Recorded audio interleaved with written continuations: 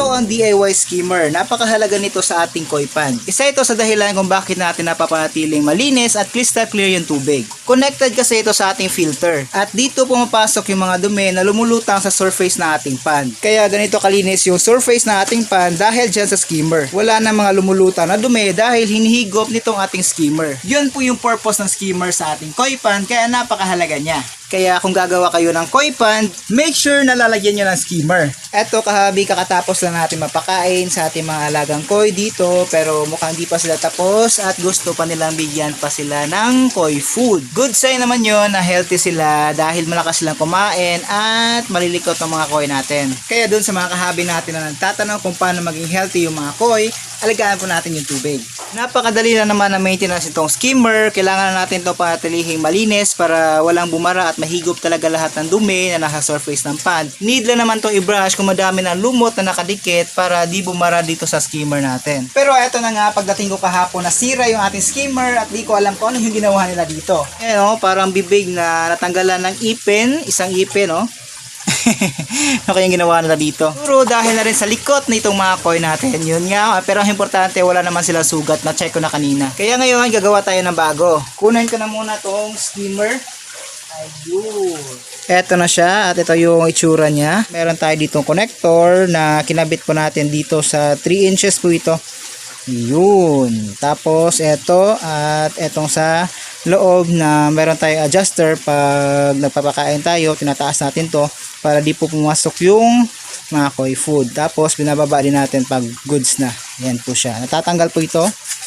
Yun. So ito yung kailangan natin na palitan kasi natanggal. Sa mga magtatanong, yung ginamit natin na pipe sa bottom drain ay 1 1/2 na blue pipe. Tapos dito sa ating skimmer, 32 mm naman. Mas maliit siya para mas malakas yung higop niya compare po dun sa ilalim. Kasi pag nilagyan po natin yan, na-try ko na nung mga una kong setup, ay medyo mahina yung higop ng ating skimmer. Kaya maliit yung ginamit ko na pipe. Hanap tayo ng 3 inches na PVC pipe. Eto at nakahanap na tayo ng 3 inches na PVC pipe at kasya naman siya dito. Mas makapal din to compare dito sa pinalitan natin, kaya mas good siya kasi mas makapal. Mas tatagal na to at mas matibay to compare dito, kaya di na nila ito mapuputol.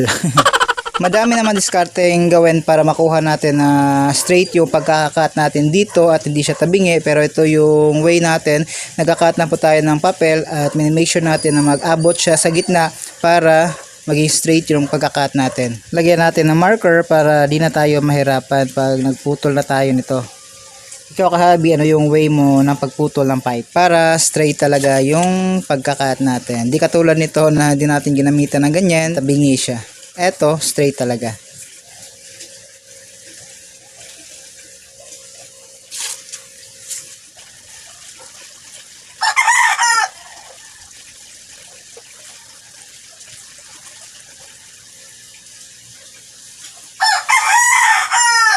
Yan na guys. Tapos, ito yung ikakat natin para maging katulad nito. Cut na natin. Di ko mahanap yung lagaring bakal natin, kaya ito na lang.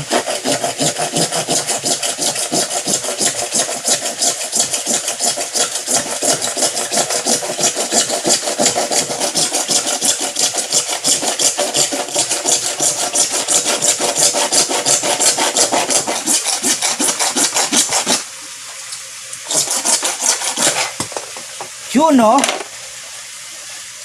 Mag-ingat lang kayo sa pag-cut guys. Linisan na natin yung paligid.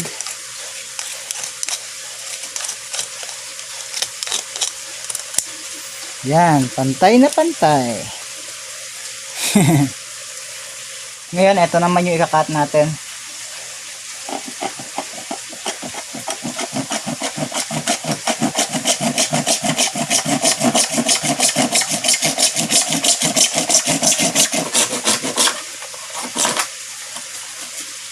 Yan. Goods naman yung distance niya, oh. Di gaanong malaki rin. So, goods na to.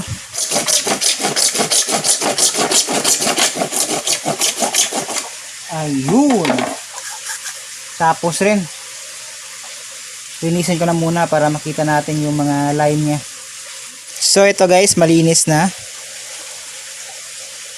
Yan. Maganda kulayan natin to ng black para mag-complement doon sa koi pan natin. Sukat natin. Ayun, kasyang kasya. Tapos itong sa gitna, mukhang kailangan nating putulan. Ayan. Sukat lang natin dito. Cut nga natin to. Yun.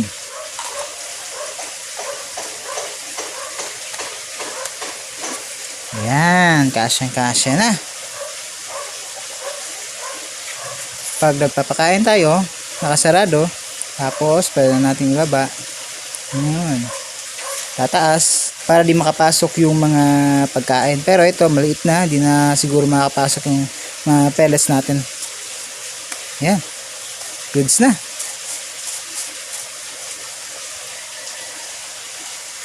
Pwede rin kayo maglagay ng salaan dyan kung ayaw nyo pumunta yung mga dumi dun sa inyong filter. Dito nyo na lang kukunin. Pero sa atin, ito yung setup natin. Oh. Goods! Ngayon, hugasan ko na muna to para ma-i-install na natin dun sa ating koi pan. At pag nakabili tayo ng pintura, yung color black na paint, pipinturahan natin to, tsaka yung piping ng ating pump papunta doon sa ating filter para black na lahat. Ngayon, hugasan ko na muna to para may-install tayo doon. Eto guys, tapos ko na hugasan kaya install na natin. Install na natin to.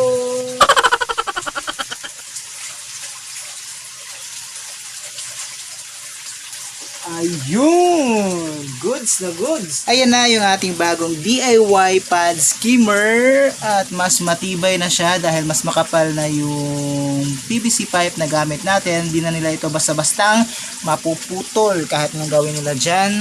Ayan. Ganda. At pinataas na din natin ng konti para pwede pa tayong magdagdag ng tubig. Ayun oh. Ganda. Observe natin to. So yun kahabi, ganun ko lang ginagawa yung ating DIY na pan skimmer gamit yung PVC pipe. So yun lang, napakasimple lang. Ngayon, check na po muna natin yung filtration at hugasan natin yung fiber fill na foam para goods na lahat. Okay, tara! Sure ako na ang dumi na nito at ayan, ang dumi na nitong ating fiber fill na foam at umaapaw na siya. Ayan, para makuha natin ito. Yan. Napaka-effective talaga nitong fiber fill na foam. Ayan. Nasala talaga niya yung mga dumi. Kaya kailangan natin ito i-wash at pwede pa ito magamit. Inugasan natin yung fiber fill na foam pero napupunit na siya. Siguro mga 4 na beses na yata yung paghugas ko nun o 3. Pero napupunit na kaya yun. Tinapon na natin at palit tayo ng bago. Yun lang yung ginagawa ko dito pag napupunit na, palit tayo ng bago. Yan. Napaka-effective dito guys. Try nyo din.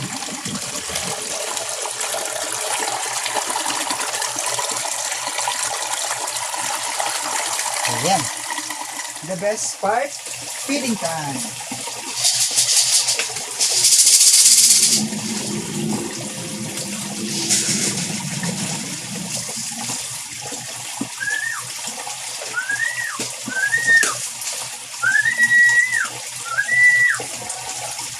Hey, Nadri!